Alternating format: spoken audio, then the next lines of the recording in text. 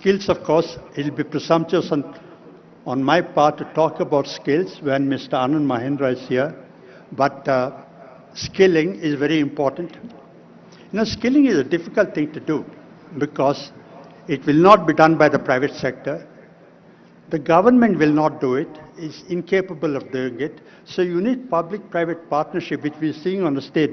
Mr. Mahendra sitting next to the Chief Minister, that's exactly the partnership we require for skilling. And, I want to tell a story. When I was appointed governor in 2008, 17 years ago, I was Finance Secretary to Government of India at that time.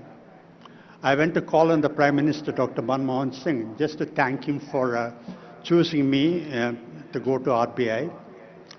One-on-one meeting, I went across to his office, there were just two of us.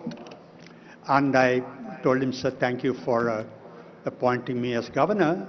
We talked about the macroeconomic issues at that time. We talked about RBI, we talked about the government. We talked about the comparison between living in Mumbai and living in Delhi. And after about 10 minutes into this conversation, I asked Dr. Manmohan Singh, sir, do you have any advice to give me? A very humble person. He said, what advice do I give you, Subbarao? You've been in the IAS, you've seen the country, you've worked in the districts, you've seen the state government, you've seen the central government. What advice do I give you? And after another couple of minutes, I took leave of him and I was walking away, and gracious man as he was, he walked around from his table and escorted me to the door. And at the doorstop, he put his hand on my shoulder. Subba, I thought I'll give you one advice. That one advice I want to give you is that no matter what you're doing, remember that whatever you're doing, there's people behind you.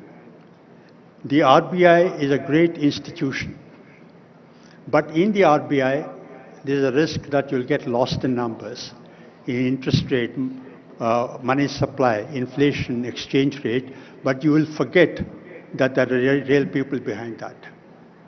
Now, I was in the process of shifting from Delhi to Mumbai. About 30 seconds after I left the PM's office, that advice went out of my head. But as I started working in the RBI, that the purport of the Prime Minister's advice struck me. Because the primary responsibility of the Reserve Bank is to maintain price stability, low and steady inflation. Inflation is a regressive tax. Growing up in a low middle class family, I saw my parents struggle to put all of us through, and all of you saw this.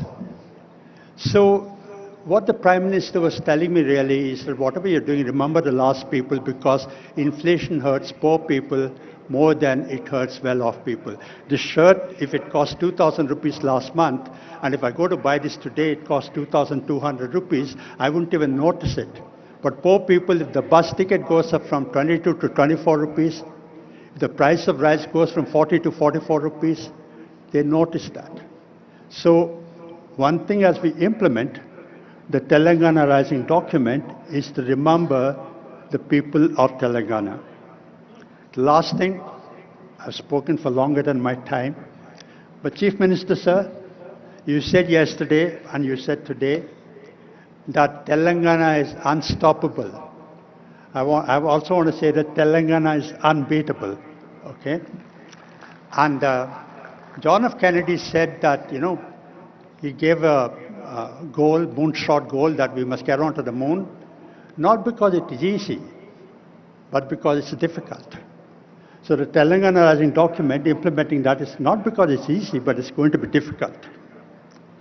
And 10 years from now, somewhere in the world, 10 years from now, sir, somewhere in the world, just like you said yesterday, Gyeongdong model, 10 years from now, somewhere in the world, somebody will say, we want to follow the Telangana model. So thank you very much.